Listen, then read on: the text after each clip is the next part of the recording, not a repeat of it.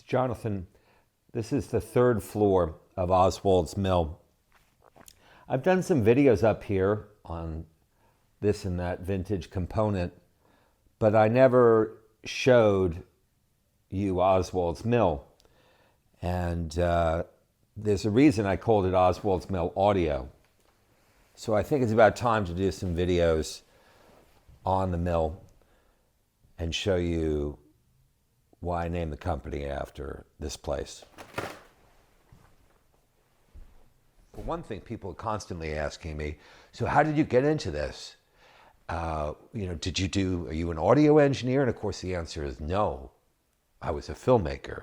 I'll talk about that maybe in a little bit. I've avoided talking about my own biography, and I've kind of steered clear about what this place is, but I think it's time to actually sort of reveal it and give you an idea of what Oswalds Mill really is. Because I did name the company after this building, and this building has had a profound effect on my life. A lot of my adult life, has taken place in this building.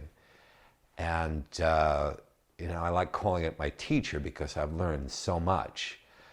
I was born in New York City, and I had no knowledge of any of the things that you really needed to know to take on something like this. Because when I got this, it was just an empty, falling down thing. And I not only had to, get it into a condition where we could live in it, and then I could rent it out, for example, to Ralph Lauren or Victoria's Secret. There's been a ton of photo shoots and things here. But it was sort of not just an experiment, but kind of the thing that I did instead of making films for the better part of 20 years. There was a floor here, for example. This opening was here from the 1950s, from the artist who got the building at that point and redid it. But I took the floor out and boxed this in, my living quarters and bedrooms up there. All these things, there was no architect. There was no engineer. There certainly wasn't an interior designer. I did this with the help of my friends and my partner, Cynthia Van Elk, who happens to be behind the camera right now. Thank you, Cynthia. And why do this? It's a really interesting question, which I'm going to answer kind of on the fly as we do this video, because it doesn't really make any sense. People buy properties because they're an investment, or they intend to derive income from them. They need them for work. There's lots of reasons which we were familiar with, but those weren't any of the reasons why I got this place. I got this place because from the moment I walked in here, I really just fell in love with this building in a way that's very hard to explain. It's more like the kind of feeling you have when you meet someone and you fall in love with them and you want to be with them. And that's what happened here. What happened after that is like what happens with any fall in love story, right? You have to figure out a way to continue that relationship, and every day you have to replenish that relationship if it's going to be a good relationship, one that's sustainable. And so, 26 years later, downstairs, more work is going on, big time work, which will have a profound impact on how I use this building going forward. But I wanted to just share with you what this is like now. For one thing, these things, for example, they won't be here, fortunately, for too much longer, because they're smack in the middle of my main listening area.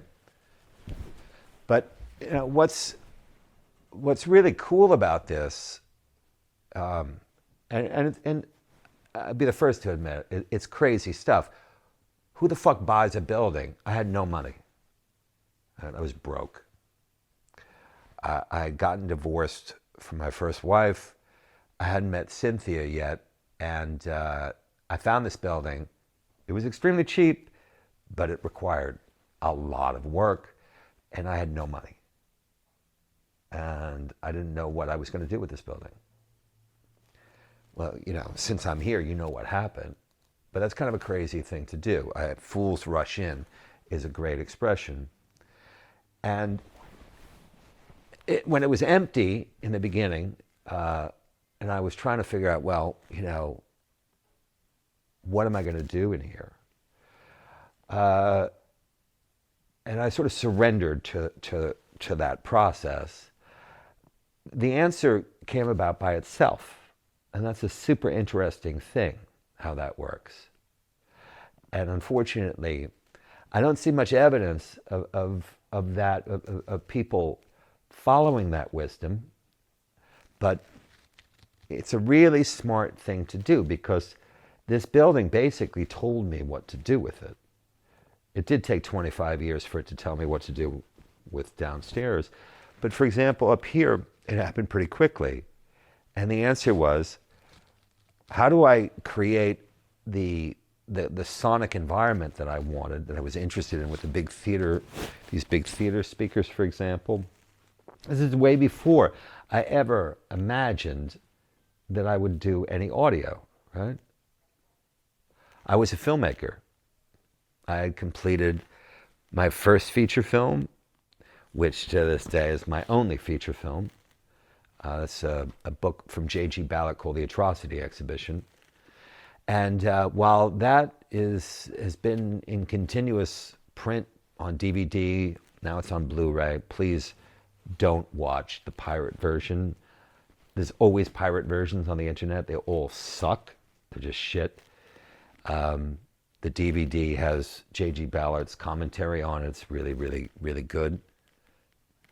I wasn't able to be successful as a filmmaker, meaning to make another film, to make money. I created a television show about global cooking about 5 years before Anthony Bourdain, ever became famous, and 3 years about before Endemol came out with Big Brother, which was the first reality TV show. But it was a reality TV show, so that didn't work out very well either. So what happened is I found myself in this building with my new wife, Cynthia, and I was trying to figure out what to do. And what I wanted to do was to create environments, spaces, in which there would be combinations of things that I hadn't seen before.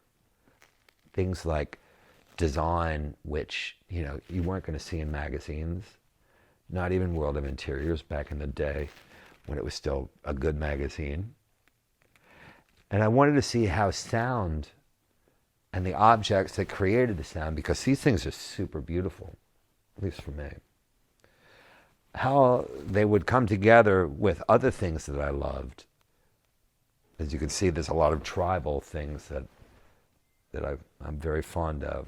Tribal weavings, fabrics, tribal art, from Africa, from Asia, from all over the world, industrial, vintage things.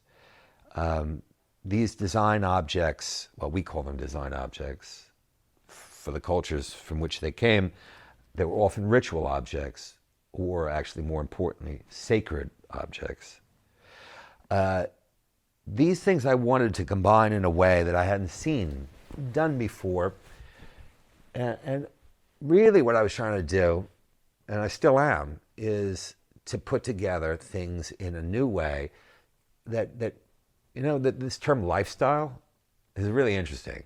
We use that term so frequently, and you don't really think about what it means, life and style. And what it's devolved into is something that you show off to other people that affirms your status in your group, status economically.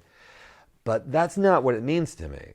What it means to me is how you can live a life that is just as powerful and rich and beautiful as you can possibly get it to be. And that's really what motivated me and keeps motivating me with this place, because the work never stops, and I don't want it to stop.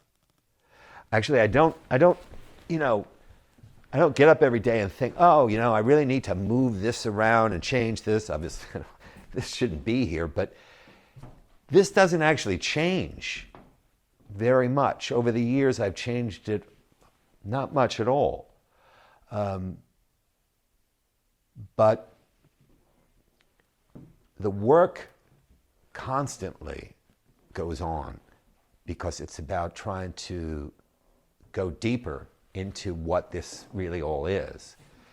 And that's something I really wanted to share with you in this video series on Oswalds Mill, the behind the scenes, story about this place. Because I haven't done that before, and I think it's something that people might be interested in.